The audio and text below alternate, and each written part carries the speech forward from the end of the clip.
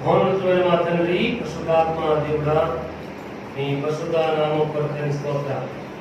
ఈ దినము నీ పరిశుద్ధ పాదస్థులు చేరి నేను స్థుతించుకోవడానికి మీరు మాకు అనుగ్రహించిన ఈ బాధ్యత బట్టి ఉన్నాను తండ్రి. చేరి వచ్చిన ఈ అందరూ కొరక నీకున్నాను తండ్రి. మా జీవన యాత్ర పరిస్థితులు భయంకరంగా ఉన్నాయి, మీరు కాపాడుకున్న దేవుడు అనుకున్నాను. మా పొరుగు దేశము ఆఫ్ఘనిస్తాన్లో మిలిటెంట్ ఉగ్రవాదులు దేశాన్ని స్వతంత్రించుకున్నాయి.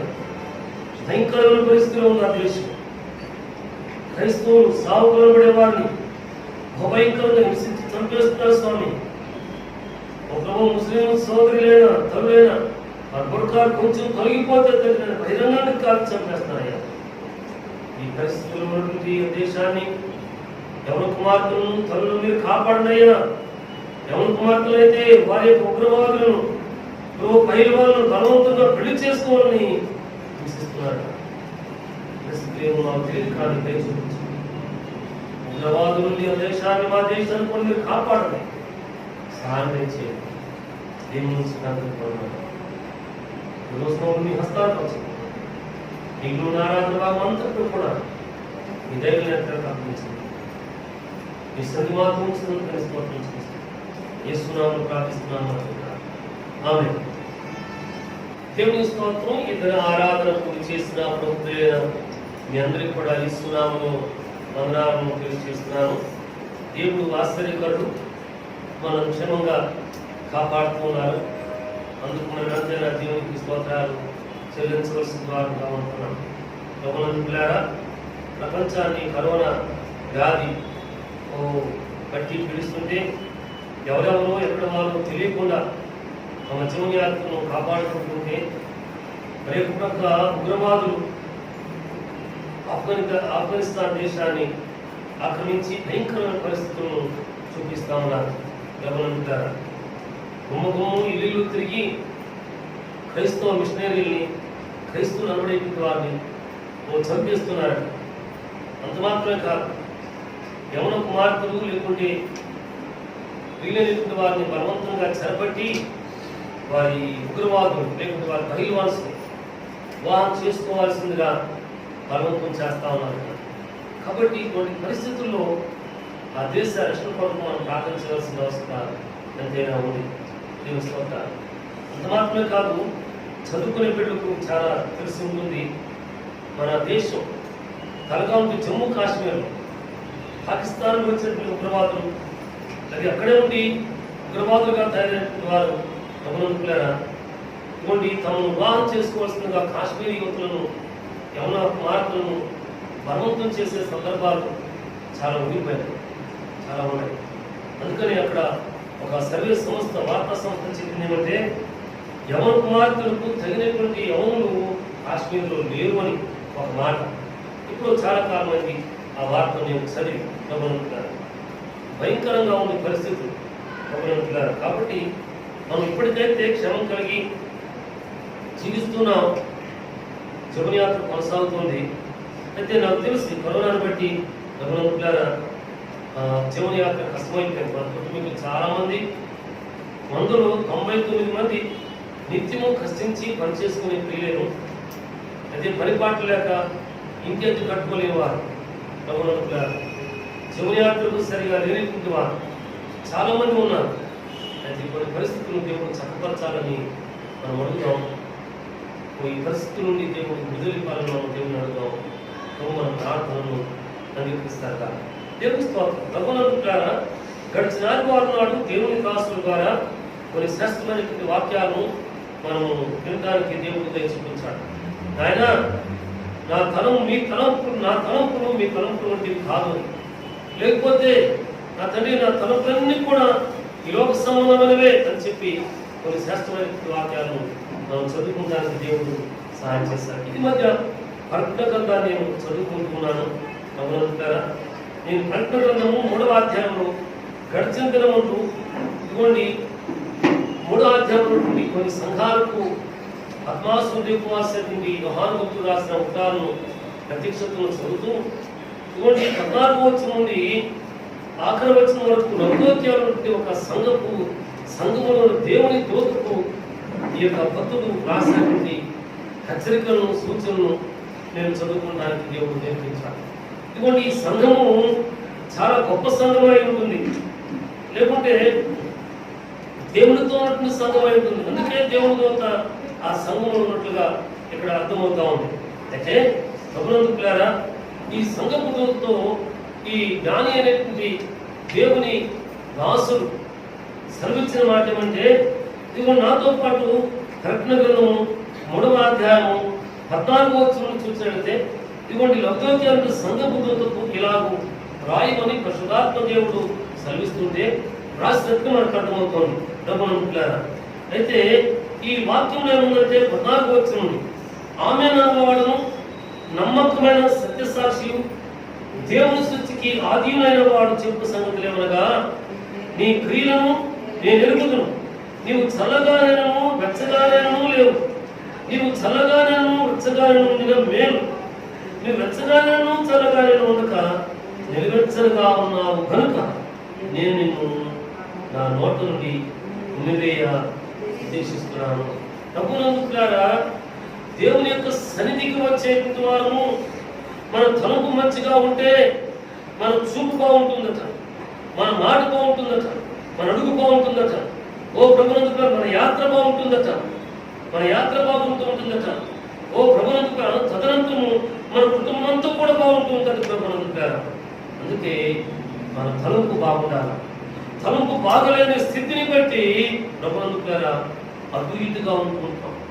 భక్తిగా ఉన్నప్పుడు, భక్తి పరులతో కలిసినప్పుడు, దేవుని స్థానంతో కలిసినప్పుడు, దేవుని ప్రియంగా ఏమైనా సరే ప్రార్థన చేసుకోవాలి, ఏమైనా సరే రక్షణ సంపాదించుకోవాలి, ఏమైనా సరే బాప్తిస్మం తీసుకోవాలి, ఏమైనా సరే దేవుని కొరకు సాక్షిగా జీవించాలి, ఏమైనా సరే దేవుని కృపలో వృద్ధిలాగా. ఇదిగో దేవుని మందిరపు 4 గోడల మధ్య ఉన్నప్పుడు వచ్చే తలుపులు ఇవి. ఈ దేవుని మందిరం దాటిన తర్వాత మన జీవితం, మన కుటుంబం, మన లోకం, మన ఆస్తి, మన అంతస్తు, ఇవన్నీ కూడా గుర్తొస్తుంటాయి. మరలా లోకంలో కలిసిపోతూ ఉంటుంటాం. అందుకే ఇక్కడ దేవుని వాక్యంలో ఈ రీతిగా నేను ఆలోచన చేస్తున్నాను. నీవు చల్లగానైనా కానీ వెచ్చగానైనా ఉండి పేరు లేని పక్షంలో వేడిగానైనా సరే చల్లగానైనా ఉండు, అది నీకు పేరు. అటు ఇటుగా ఉన్నావా, నేను ముందే ఉద్దేశిస్తున్నాను. ప్రభునందుకులారా, వైద్యులు శ్రమిస్తారు లాలాజలం అంట. ఈ లాలాజలం ఊరినంతసేపు ఈ ప్రాణం బాగానే ఉంటుందట, తడి ఉన్నంతసేపు నాలుగు కదులుతూ ఉంటుందట. ప్రభునందుకులారా, అంత మాత్రమే కాకుండా మాట్లాడటానికి నాలుక ఫ్రీగా కదులుతూ ఉంటుందట, మోగుతూ ఉంటుందట, మూమెంట్ ఉంటుందట. లాలాజలం లేకపోతే ప్రభునందుకులారా ఈ నాలుగు కదలదు, గొంతు ఎండిపోతుంది, వాడక మాట ఏమంటే పెడసగట్టిపోతుంది. ఆ తర్వాత శ్వాస అందదు. ఈ జీవనయాత్ర ముగించేస్తాం. ఇప్పుడు చిన్నప్పుడు నేను నోబెల్ హాస్పిటల్ చదువుకున్నాను. ప్రభునందుకులారా, మా వాడికి గారు డానియల్ సింగ్ గారిని, ఆయన జర్మనీ నుండో లేకుంటే ఏదో దేశం నుండి ఒక ఇంగ్లీష్ ఫిల్మ్ని పంపించారు. ప్రొజెక్ట్ మీద చూపించి ప్రభునందుకులారా ఇటువంటి లాలాజలం గురించి విస్తృతిగా చెప్పారనమాట. చెప్పిన తర్వాత ఈ యొక్క ఫిల్మ్ అంతా కూడా తెలియక ఒక 1/2 గంట 20 నిమిషాలు సరిగా గుర్తులేదు. కానీ ప్రభునందుకులారా మా క్లాస్మేట్ బెసానియో నేను ఉన్నాడు. ప్రభునందుకులారా బెత్తం పట్టుకుని ప్రొజెక్ట్ దగ్గర బెసానియో లేదు, స్టాండప్ అంటే నిలబడ్డాడు నా క్లాస్మేట్. అరే ఏమనుకున్నావురా నోట్లో ఉండేదాన్ని అని అంటే చేతులు కూడా కట్టు చూసి ఇటు చూసి ఏమన్నాడంటే వాడిని గారండి ఓటండి అని అన్నాడు. ఏంటంట మాకు గుర్తులేదు లాలాజలం అనే దాన్ని ఓటు అని చెప్పన్నాడు. అరే ఆ మాత్రం గుర్తుపెట్టుకున్నా పర్లేదులే అని చెప్పన్నాడు. ప్రభునందుకులారా గుర్తుంచుకోవలసిన దేవుని సత్య విషయాలను సరిగాను సవ్యంగాను గుర్తు చేసుకుని దేవుని కృపలో వృద్ధిల్లవలసిన వారు దేవుని తలంపులు మానవ తలంపులు మన దేవుని యొక్క సరిగా ఉంటే జీవన యాత్ర బాగుంటుంది, విశ్వాసం బాగుంటుంది, విశ్వాసంతో పాటు ప్రార్థన బాగుంటుంది, ప్రార్థనతో పాప క్షమాపణ జరుగుతుంది, దైవ ప్రత్యక్షత జరుగుతుంది, దేవుని ఆలోచన జరుగుతుంది, దేవుని యొక్క వాగ్దానం జరుగుతుంది, అనంతరం రక్షణ వాగ్దానం జరుగుతుంది. బాప్తిస్మం పోస్తుంటాం, ప్రశ్న వేసుకోవు లేకుంటే ప్రభునందుకులారా వాయిదా వేసుకోవు లేకుంటే ప్రభునందుకులారా బాప్తిస్మం తీసుకుంటే ఏమైపోతామని చెప్పి తలంచవు నీవు. రావుడిగా తీసుకో. ఒక మాట మీతో చెప్పను, అనేక పర్యాలు చెప్పాను. గమనించారా, కుటుంబంలో ఒక దేవుని బిడ్డ ఉండేటువంటి చాలా పవర్ఫుల్ బిడ్డలండి. గమనించారా, మీటింగులు జరుగుతున్నాయి. ఆఖరి మీటింగులో బాప్తిస్మం ఇస్తున్నాం. అప్పటికేదో బలహీనత కాడుతోంది. గమనించారా, ఆఖరి నిమిషంలోనే నేను కూడా బాప్తిస్మం తీసుకుంటాను నా ప్రియ సోదరులతో చెప్పింది. నేను వచ్చి బాప్తిస్మం తీసుకుంటున్నాను. అవును, ప్రార్థనలో లేదు, దేవుని రక్షణ వాగ్దానం సంపాదించుకోలేదు, ఎట్లా బా అని చెప్పి అడిగాను. ఎదురు కూడా నోరు తీసుకున్నారు కానీ అని చెప్పంటే, సరే నేను కాదు అనే పరిస్థితి కాదని బాప్తిస్మం తీసుకుంటాను. తర్వాత తెలిసింది ఏమంటే ఏదో బాగుంటుందట, ప్రాణభయం వచ్చిందట, చనిపోతే ఎక్కడికి వెళ్తాను భయం పట్టుకుంది, నరకానికి వెళ్ళిపోతానని భయపట్టుకుంది. ఆ భయంతో బాప్తిస్మం తీసుకుంది. కొద్ది సంవత్సరాలు నుండి మాట నిజమే. ఆ తర్వాత ఇక్కడ నుండి మరి ఒక చోట లేదు, ఇక్కడంటే ఏం లేదు, భక్తి లేదంట. అక్కడ చాలా బాగుంది, పరలోకమే కనపడుతుందట. దేవుని బిడ్డ, నీవు దేవుని స్థితిలో స్థిరపడి దీవించబడి ప్రాణాపాల నుండి తప్పించబడి దేవుని కృపలో వృద్ధులతో సంఘం యొక్క ప్రార్థన ఆశీర్వాద దీవులు సంపాదించుకున్న తర్వాత నింద వేసే వారిగా మాత్రం ఉండదు. అనేక మంది వ్యక్తుల చేత పోషించబడేవారు, వీటి చేత పోషించబడేవారు, ఆరోగ్యం చేత స్వస్థపరచబడేవారు, దెయ్యముల చేత విడుదల పొందినటువంటి వారు, వీరందరూ కూడా చేరి శాస్త్రులు పరిశీలు దాని అజకులతో చేసిన ఖ్యాతి ఆయనను సిలువ వేయండి. ఇంగ్లీష్లో ఒక మాట ఉంది. ఈ వాక్కులను నేను జ్ఞాపకం చేసుకుంటుంటే, నీ విశ్వాస జీవన యాత్రలో, నీ వ్యక్తిగత జీవన యాత్రలో, ఒకవేళ కుటుంబం కలిగి ఉంటే నీ కుటుంబ జీవన యాత్రలో ఇప్పుడు ఇంగ్లీష్ మాట ట్రాన్స్లేట్ చేస్తూ బ్రతుకుతున్నారేమో. నేను నా జీవితం, నా ప్రార్థన, నా విశ్వాసం, నా వాక్యజ్ఞానం, నా నిరీక్షణ, ఓ దేవునికి ప్రార్థన చేస్తుంటే నా ప్రార్థన ఆలకిస్తున్నాడు, ట్రాన్స్లేట్ చేసి నీకు. అందుకే శాస్త్రులు పరిశీలే అనేక పర్యాలు అనేక రీతులుగా ప్రశ్నించారు. ఒక అనవసరం కూడా వచ్చాడు, ఆయన పరలోక రీత్యా వారసత్వాన్ని సంపాదించుకుంటాను, నేనేం చేయాలంటే దేవుడు ఆజ్ఞల గురించి సెలవిచ్చాడు, సత్యాల గురించి సెలవిచ్చాడు. ఓ ఇవన్నీ కూడా బాలి నుండి నేను అనుసరిస్తున్నానండి. నాకు తెలిసినయే. అక్కడ దేవుడు వాక్యం ఉందంటే, తనను తాను నీతిమంతునిగా కనుపరుచుకొనకూడి నిన్ను నీవు నీ జీవన యాత్రను నీ కుటుంబాలను నీతిమంతులుగా కనపరుచుకొని కోరితే ప్రత్యాంతరంగా మెరిగిన వాడు, ఆలోచన మెరిగిన వాడు, చూస్తున్నట్టు వాడు. అయితే పరమేశ్వరుడు అన్నాడు, అయ్యా నీకు ఒక పొదుగా ఉండండి, పొదుగా ఉంది. ఏమని చెప్పండి, మిక్కిలి ఆస్తి ఉంది, ఆస్తి నమ్మి ఎదురుకి ఇచ్చి నన్ను అప్పుడు కుటుంబ రాజ్య ప్రాప్తిని సంపాదించుకుంటామంటే అతని ముఖాన్ని చెరపుచ్చుకుని తిరిగి వెళ్ళిపోయాడు.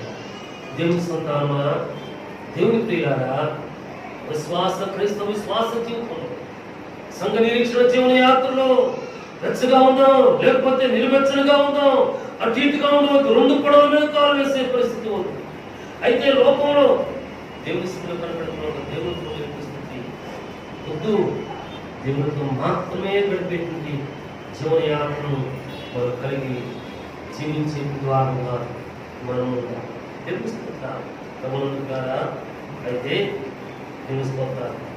ఇదిగోండి 19వ వచనంలోకి మనం వస్తున్నామని, ప్రకటన గ్రంథము 3వ అధ్యాయము 18వ వచనం మనం చదువుకున్నట్లయితే, నీవు ధనవృద్ధి చేసుకున్నట్లు అగ్నిలో కుటుంబం వేయబడిన బంగారము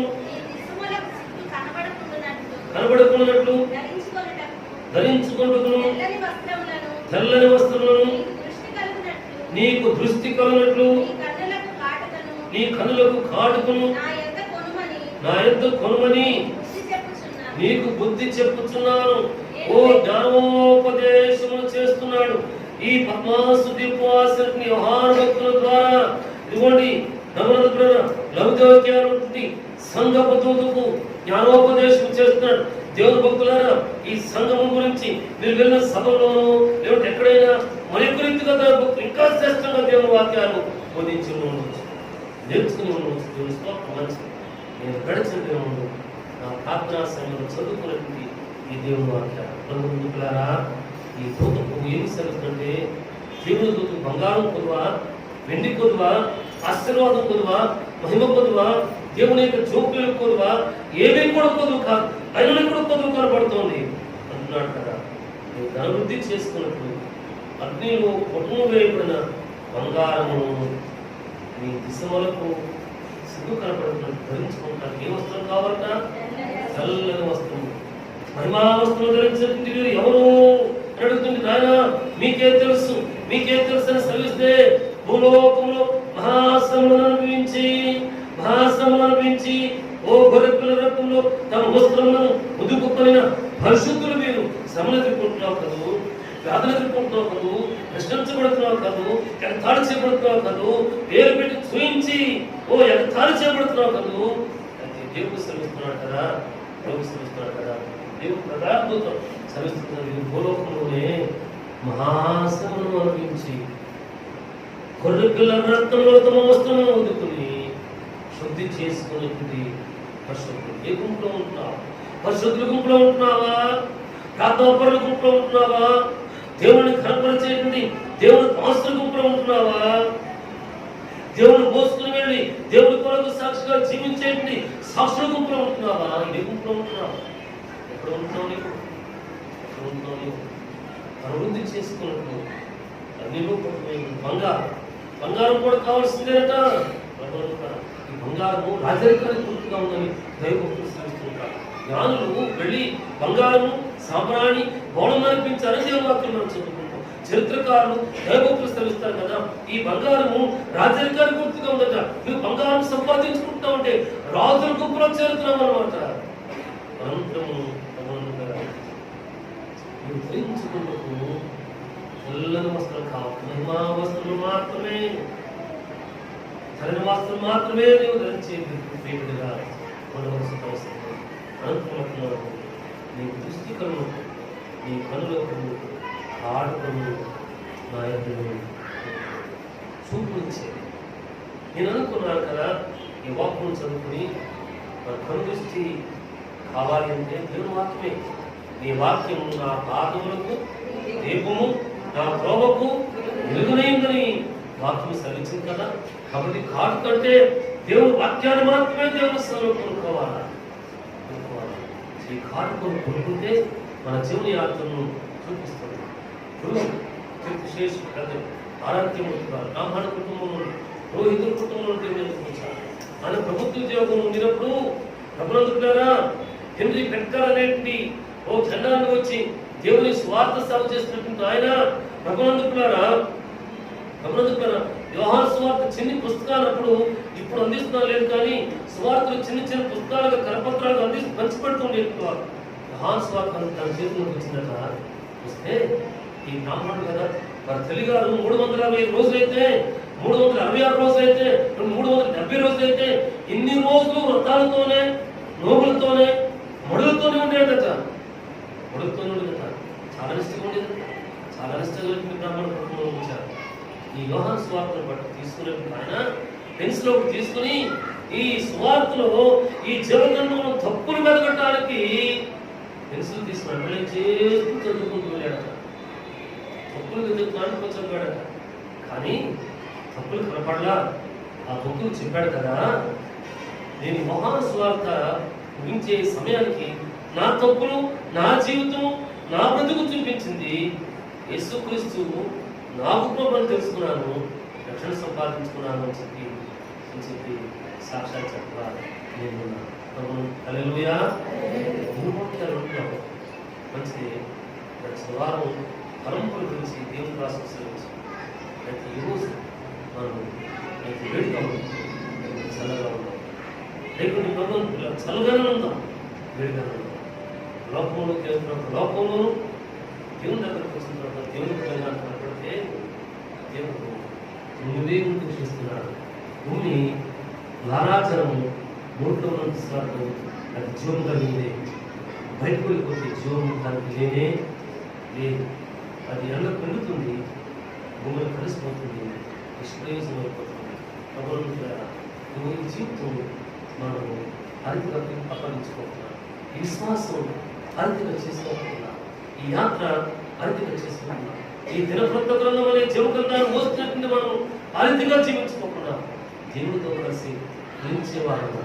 నీ వాక్యము నా పాదములకు దీపము, నా త్రోవకు వెలుగు. ఓ ప్రభువుగా వెలుగుతో ఉండేటువంటి ఈ కాటును సంపాదించుకొని దాని జోకులను సాగిపడేవారు. ఇంకెంతకాలం ఈ జీవన యాత్రలో దేవుని కృపను నమ్మకంగా జీవించకుండా వాయిదా వేసుకుంటామో వాయిదా వేసుకోవాలి. దేవుని కృపను వృద్ధి జీవన యాత్రను సంపాదించుకోవాలి. దేవుని స్తోత్ర ప్రభువుగా దేవుని యొక్క జీవగ్రంథంలో లూకాసు వార్త 2వ అధ్యాయంలో నుండి 2వ అధ్యాయంలో 8వ వచనం నుండి మనం చదువుకుంటున్నాం. చూడండి, లూకాసు వార్త 2వ అధ్యాయం 8వ వచనం చదువుతున్నారు. జాగ్రత్తగా ఆలోచించారు. మరియు నేను మీతో చెప్పేది ఏమంటే, నన్ను మనుషుల ఎదుట ఒప్పుకున్న వాడు ఎవరో, మనుష్య కుమారుడు దేవుని దూతల ఎదుట వారిని ఒప్పుకొనును, మనుషుల ఎదుట ఎరుగను అని చెప్పేటువంటి వారిని నేను ఎరుగనని దేవుని దూతల ఎదుట చెప్తాను. మనుష్య కుమారుని మీద ఒక మాట పలుకు వారికి పాపక్షమాపణ కలుగును గాని పరిశుద్ధాత్మను దూషించు వానికి క్షమాపణ లేదు. హల్లెలూయా. ప్రభువునందుకులారా, దేవుని యొక్క వాక్యంలో చల్లగానే సెలవచ్చుగానే ఉండాలని సెలవిస్తున్నాడు. ఓ ప్రభువునందుకులారా, రాజరికాల గుర్తుగా బంగారం సంపాదించుకోవాలని సెలవిస్తున్నాడు. దేవుని మహిమ గుర్తుగా మహిమా వస్త్రాన్ని తెల్లని వస్త్రాన్ని ధరించుకోవాలని సెలవిస్తున్నాడు. దేవుని చూడగలని కళలను సంపాదించుకోవాలని కలగడానికి కలిగి ఉండడానికి దేవుని వాక్కునబడేటువంటి కాటును మన దగ్గర కొనుక్కోవాలని సెలవిస్తున్నాడు. ఇదే ఇన్ని అధికతలు మనకు ఉన్నాయండి అని అంటే, అయితే ఇప్పుడట దేవుని కొరకు సాక్షిగా జీవించే జీవన యాత్ర ఉండట. ఈ వచ్చిన భాగం అంటున్నాడు ఏంటంటే, మనుషులు ఎదుట ఎవరైతే ఒప్పుకుంటారో దేవుని దూతలు ఎదుట దేవునితో చెప్తా ఈ వీరు నేను ఎరిగిన వాడు అని చెప్తాను. ఒకవేళ అటు ఇటుగా ఉంటామని చెప్పాను కదా, అయితే దేవుని దగ్గర ఉన్నప్పుడు వేడిగా, బయటకు వెళ్ళిన తర్వాత చల్లగా 2 పొడవులుగా కాళ్ళు వేసే వాళ్ళు ఉంటామని చెప్పుకున్నాను కదా. అది కాబట్టి ఈ పరమరక్షకుడు కూడా మన తీర్పు దిన ముందు, మనం చూచిన దిన ముందు, కనుగొన దిన ముందు వీరెవరో నాకు తెలియదని శ్రమిస్తారట. అయితే విడిచిపెట్టబడే గుంపులు మనం ఉండవద్దు. లోభములకు తావిచ్చేట్టు గుంపులు మనం ఉండవద్దు. ప్రభువునందుకులారా, ఇదే అధ్యాయంలో 15వ వచనం అంటాడు కదా, మరియు ఆయన వారితో మీరు ఏ విధమైన లోభములకు ఎడమీయక జాగ్రత్త పడుడి.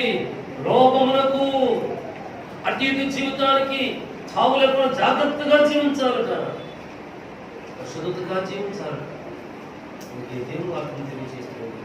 ప్రభువునందుకులారా, మనుషులు ఎదుగుతున్న ఎరుగని వారిని నేను ఎరుగని దేవునితో చెప్తాను. అయితే మనుష్య కుమారునికి వ్యతిరేకంగా ఒక మాట పలికే వారికట రక్షణ దొరుకుతుందట. ఎందుకంటే క్షమాపణ దొరుకుతుంది. దావీదు భక్తుడు పాపములు చేశాడు, అవిధేయతలు చేశాడు. ప్రభువునందుకులారా, ఇటువంటి కమ్మను కలియుతో చేసుకున్నాడు. ప్రభువునందుకులారా, ఒకరి ప్రాణ నరహత్యకు మూలకారకుడయ్యాడు. ఆ కానుని ప్రవర్తన దేవుడు పంపించి కుమారులతో పతనింపులు శ్రమిస్తే రాజు ఉగ్రుడైపోయాడు. అటువంటి వారి నుండి కోరుకోండి శ్రమించారు. ఇదిగో ప్రభువునందుకులారా, దేవుని వాక్యంలో ఆ మనుషులకు నీవే అని చెప్పారు. ఆ మనుషులకు నీవే శ్రమించారు. నేను వెంటనే పశ్చాత్తాపడ్డాను. దేవుని వాక్యం ఉంటుంది కదా, దేవుని వాక్యం ఉంటుంది. ఒక మాట పలికే వారికి పాపక్షమాపణ దొరుకుతుంది. కానీ నీ పరిశుద్ధాత్మను దూషించే వారికి క్షమాపణ లేదు. మన జీవన యాత్రలో పరిశుద్ధాత్మ దేవుని దుఃఖపరుస్తున్నామేమో, ఎన్ని పర్యాలు దుఃఖపరుస్తున్నామో, ఎంతగా దుఃఖపరుస్తున్నామో, ఎంతగా జీవిస్తున్నామో. దేవుని స్తోత్రం. ప్రభునందు పిల్లారా, దేవుని సన్నిధానం పరిశుద్ధాత్మకు ఆత్మకు కాపాడుతారు. పరిశుద్ధాత్మకు మనం దుఃఖపరచకూడదట. జాగ్రత్తగా దేవుని నమ్మకంగా జీవించి నిర్వచనంలో ఏ విధమైన లోపం మనకు కాదే కాదు. జాగృతులుగా జీవించబద్దులుగా మనం ఉంటున్నాం. దేవుని కొట్లో వర్ధిల్లవలసి వారంగా ఉంటున్నాం.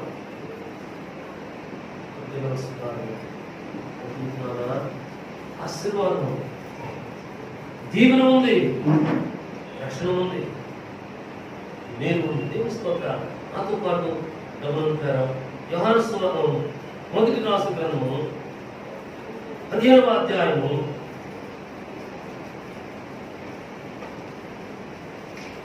15వ అధ్యాయము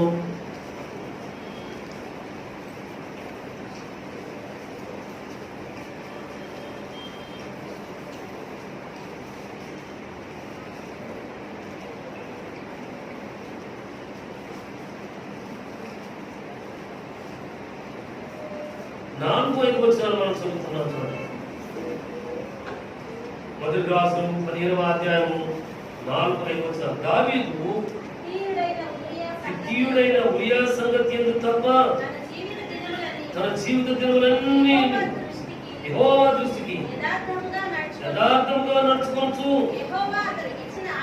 యెహోవా అతనికి ఇచ్చిన ఆజ్ఞలను దేని విషయమందును తప్పిపోకుండెను కనుక దావీదు నిమిత్తము అతని తరువాత అతని కుమారుని నిలుపుటకును యెరూషలేమును స్థిరపరచుటకును అతని దేవుడైన యెహోవా యెరూషలేమునందు దావీదునకు దీపముగా అతని ఉండనిచ్చిన దేవుని స్తోత్రం. ప్రభువునందు పిల్లారా, ఒక పర్యాయం తప్పు చేస్తే దేవుడు క్షమిస్తాడు, కానీ పరిశుద్ధాత్మతో దుఃఖపరిస్తే అతనికి క్షమాపణ లేకుంది వాక్యాన్ని చదువుతున్నాడు కదా.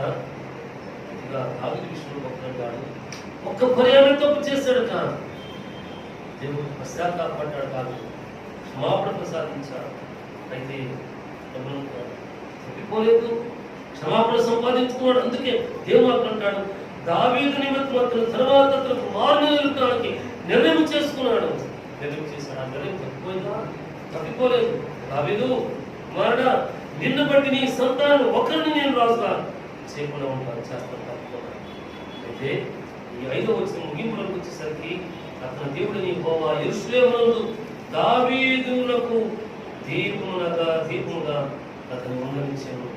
యెరూషలేములో దావీదును దీపముగానే ఉంచాడు. అక్కడ ఖచ్చితంగా ఉండు దేవుని సన్నిధిలో, బయట కూడా ధైర్యంగా ఉండు. ఏ విధమైన లోపములకు తాగిపోకు. వస్త్రాలు ధరించు. దేవుని చూడటానికి దేవుని దగ్గర వాక్యం అనబడి దీపం అనబడి వెలుగునట్టి వాక్కులు కొనుక్కో. వాక్యానికి అనుగుణంగా జీవించు.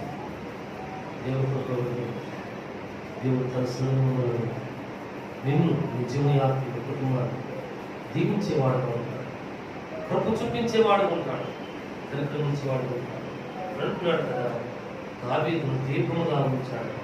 అమ్మా అయ్యా, నీ ఇంట్లో నేను దీపంగా ఉంచాడేమో కాదు, ఈ దీప వెలుగు ఆరిపోకుండా ఇంకా సమీపంగా దేవునిగా ప్రార్థనలోనా, విశ్వాసంలోనా, భాగ్యంలోనా, సాక్ష్యంలోనా, దేవుని దగ్గర కనిపెట్టులోనా సమీపంగా ఉంది. ఈ విశ్వాసం చాలనుకోబాకు. అమ్మ ఈరోజు మధ్య చదివాను అనుకోబాకు. ఈరోజు దేవుని దగ్గర గడిపాను చెప్పనుకోబాకు. దేవుడు మాట్లాడాడు కదా అని చెప్పనుకోబాకు. మాట్లాడిన సత్యము, బయలుపరిచిన దర్శనము, చూపించిన ప్రత్యక్షత నెరవేర్పు కొరకు ఆయన దగ్గర మొరపెట్టి అడుగుతూ దేవుని కృపలో సాగి వెళ్ళు. ఆయన చేసిన వాగ్దానం చేసిన వాడు నమ్మదగిన వాడు. వాక్యం ఆయన నమ్మదగిన వాడు. మామూలు ఏదో చెప్తారు, మర్చిపోతారు. కానీ దేవుడు మర్చిపోయే వాడు కాదు. అందుకు దావీదు ఒక పర్యామే పొరపాటు చేశాడు, పశ్చాత్తాపడ్డాడు. ఈ దావీదు యెరూషలేముకు దీపముగా దేవుడు ఉంచాడు. దావీదు దీపమయ్యాడు అంటే తన జీవన యాత్రలో దేవుడు అధ్యక్షుడిగా ఉన్నాడు. జీవ పెరుగును ప్రసాదించిన వాడుగా ఉన్నాడు. దేవుని యొక్క న్యాయ విధులలో నుండి, దేవుని యొక్క జీవ వెలుగులో నుండి తప్పిపోబోకు.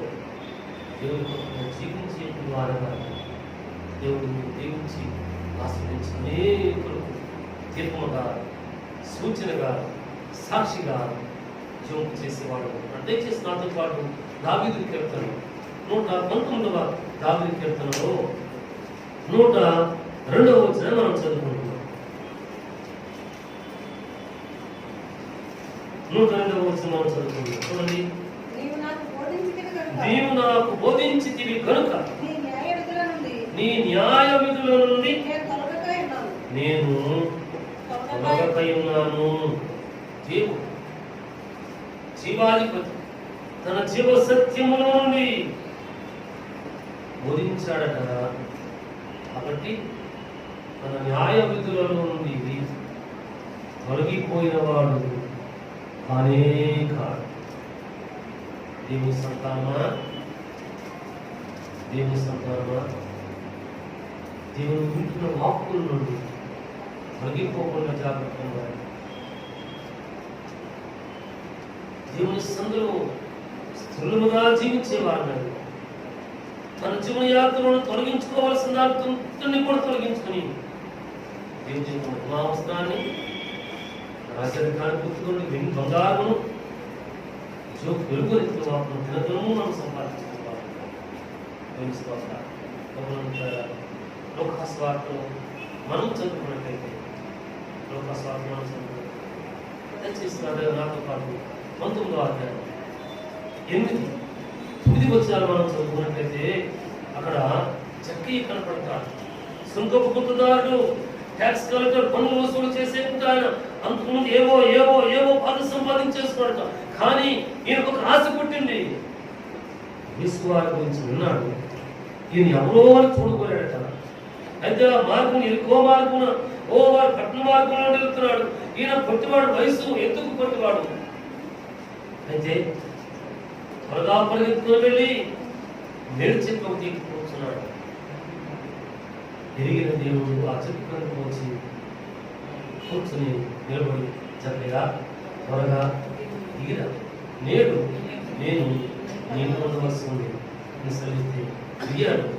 తన ఇంటికి వెళుతూ ముందు నడుస్తూ యేసయ్యకు తన ఇంటి మార్గాలు చూపించాడు. ఇంటికి వెళ్ళి తీసుకుంటాడు. ఆ ఇంట్లోకి ప్రవేశించిన తోడనే తన జీవితంలో అంతరంగంలో తలంపులో క్రియలో మార్పు వచ్చేసిన ఆయన ఒకవేళ ఎవరి దగ్గరైనా ఏదైనా 1కి 2, 2కు 4 అంతులు, 4కి 8 అంతులు చెల్లించి వస్తున్నారు. బయట ఉన్న శాస్త్రులు, పరిసేలు, అప్పటి వారు రొట్టెలు తిన్నవారు, సొంతం చెందినవారు, నీరు తాగి జీవజలం త్రాగిన వారు, మేలు పొందిన వారు, జీవవాకులు విన్నవారు సనుకుంటున్నారు, కొనుక్కుంటున్నారు. అయ్యో పాపి అని మనుషుని ఇంటికి వెళ్ళాడబ్బా అని చెప్పనుకుంటుంటే నశించిన దానిని అధికరించుటకు మనుషుల కుమారుడు లోకంలోకి మనం రక్షించాలి. రక్షణ మనకు ప్రసాదించాలి. రక్షణ మనం తిరుగుతున్నాము. కాబట్టి దేవునితో వేడిగా కలిసి అయితే చల్లగా ఉందాం. అటు ఇటుగా నిలవెచ్చని స్థితి వద్దు. మనకు దేవుడు కలిగిస్తుంది. రాజరికానికి గుర్తుగా దేవుని బంగారం శ్రేష్ఠతను సంపాదించాలి, మహిమావసరాలు సంపాదించాలి. ఆయన చూడగలిగిన మహిమా నేత్రాలను అర్థమైనటువంటి కారణం సంపాదించాలి. దేవుడు మనం దీవించి తన కొరకు సాక్షిగా వర్ధన చేసి తన కొరకు జీవింప చేస్తాడగా ప్రార్థన చేసుకుంటామని ప్రార్థన చేసుకుంటాం. మహోన్నతులని మా తండ్రి, పరిశుద్ధాత్మ దేవుడా, నీ పరిశుద్ధ నామం కొరకు స్తోత్రం. ఈ దినమందు నీ ప్రియమైనటువంటి మేము ఈ రీతిగా చేరి మిమ్మల్ని స్తుతించడానికి మీరు మాకు అనుగ్రహించి భావిక కొరకనిస్తాం. అయితే వెచ్చగానైనా కానీ చల్లగానైనా కానీ ఉండటానికి దేవుడు మాకు నేర్పించారు. మీరు నేర్చుకునే వాళ్ళు నేను కనుగొనగలిగిన ఆత్మీయతను సాధించి నీ కొరకు వృద్ధులు చేసి నీ జీవము ఇచ్చి ప్రమాదాత్మకమైన ఈ వాకు మాకు తెలుగు నాటమని నీ కొనసాగుతున్న జీవించడానికి మాకు సహాయం చేస్తాను. కుటుంబం భద్రపరచడం విశ్రామంలో ప్రార్థిస్తున్నాము. ఆమేన్.